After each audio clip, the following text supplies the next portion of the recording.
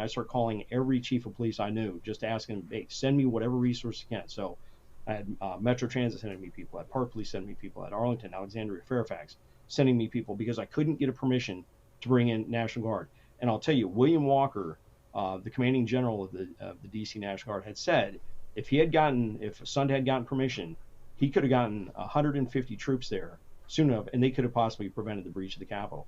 The other important thing to realize is even the congressional reports, the select committee, they interviewed me, but they didn't want me to testify in public because I would have explained to them exactly. I was denied before it. I was denied while we were under, where we were dealing with the riot on the West Front repeatedly, and they didn't want to hear that. It got very contentious over that. But anyway, under Chairman Barry Loudermilk, the current investigative committee for January 6th, they put out a number of reports. But one of the reports says specifically, if the Senate and House Sergeant Arms had approved Sund's request, it is likely the Capitol would have never been breached. And that is a quote out of their report. So I did everything I could to try and prevent that ahead of time. So I'm in the command center dealing with that.